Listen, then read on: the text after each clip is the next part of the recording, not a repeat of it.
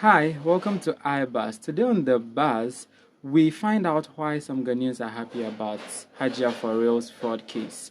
Apparently, some Ghanaians are happy about Hajia4Reall's indictment in a romance scam in which she allegedly defrauded some elderly American men and women to the tune of $2 million in a lonely heart scheme targeting those elderly people with fake identities led by the enterprise which engages in these fraud activities. However, ostensibly, it seems some Ghanaians are happy about what is happening to one of our very own. Let's find out why.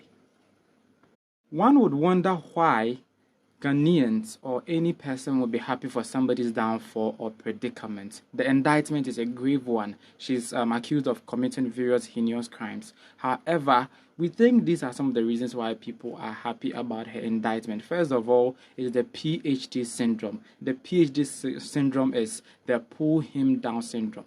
The average African or Ghanaian may want to see the other person failing or being in trouble. So the PhD syndrome makes them feel happy or excited when one is in trouble. The black man, they say, comes with a black mentality. That's the bag and baggage. So don't be surprised if your neighbor or the people near you are happy due to your predicament, because it's part of the makeup of the African or Ghanaian or black people. And just as Kwame Eugene said, the new man pull him down into your bianchin called Pevisa. Etere biana mira ho, baby I'm free the penipa. Stabbing you at the back no more sir when him or else you better than you bedding kunim. I wonder why me do one I would say me if you be she like all this just summarize the whole idea of pull him down syndrome. The average black man would want to watch his fellow fail. The second reason is the lavish lifestyle she flaunted and the show off and the pressure that it comes with. Ghanaians, or generally people, feel when you are showing off, when you are living lavishly, you are giving them pressure. And for sure, Hajia4Reall was somebody who was wealthier, too wealthy for her age. In fact, she had amassed so much wealth for herself, it was generally eye-popping. So, her downfall would be people's happiness. Third on our reasons list is her sudden rise to fame and her subsequent premature music career. Hajia4Reall rose to fame really quickly and for reasons not too clear to the Ghanaian populace. People generally didn't know what made her so popular or what with what she amassed such fame. She wasn't a singer, she wasn't doing much, but she was just a socialite or an influencer.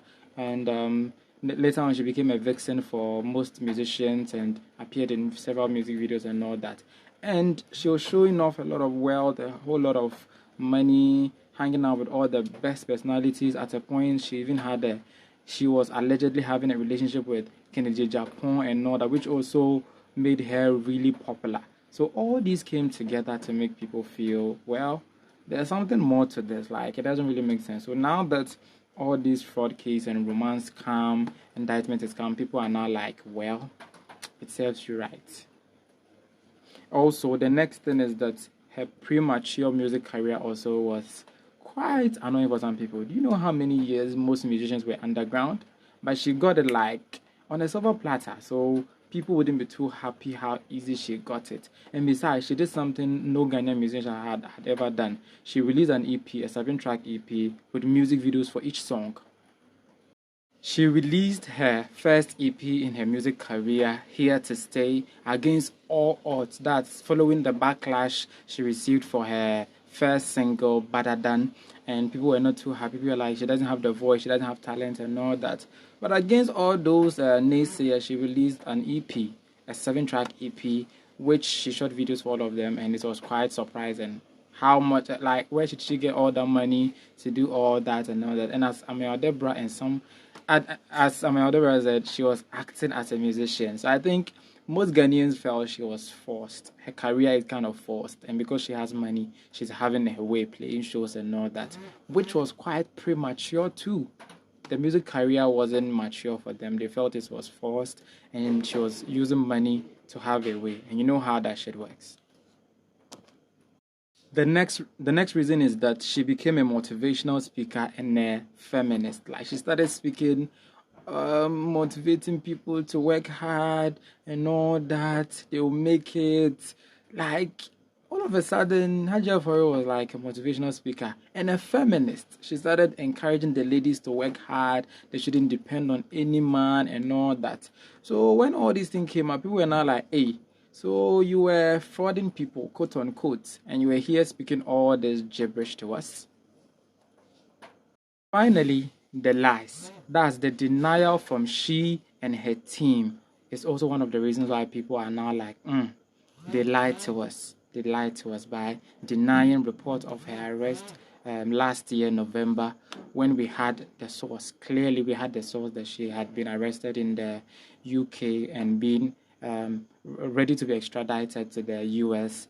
Her team, including herself, came out to debunk it and tried to divert attention and all that. She even she posted a video saying she's fine, trying to show that nothing is wrong and all that, which was all like a ploy to deceive Ghanaians or all those people who were interested in her case. Like, they tried to cover it up until the US Attorney's Office released it in collaboration with the FBI. So people are now like, well, what you've been trying to hide all this while is now out. So maybe you got it wrong. You are screwed, or you are fucked. So that's one of the things. So even her video, she even did a video, she even celebrated Eid and all that, all trying to give an impression that everything is okay, but in reality nothing is okay. So people felt offended because they felt being deceived. Maybe they should have rather done damage control. Some damage control could have done them a lot of good. It could have helped them win public sympathy ahead of the statement from the U.S. Attorney's Office of New York. However, now people are now feel bad due to what they did, trying to cover it up, trying to deceive Ghanaians and trying to lie to us. So they got it wrong, and now they are bearing the brunt for it. Finally, before I go, that statement I made about black people was just for the purposes of this video, just for reason purposes or comparative reasons purposes. It's not as though all black people are bad. Black people are really good people, just that sometimes one or two reasons are there that make some of us behave in such a certain way. So I'm not trying to say all black people are bad people or actively seeking the downfall of others, but in some cases you see some black people doing that. So just like every human being has a flaw, that's probably one of the flaws of the black people or African people or Ghanaians. Whoever is offended by those, and I retract and apologize to whoever is not too cool about it. Thank you very much for watching iBuzz. Every single day, I'm gonna make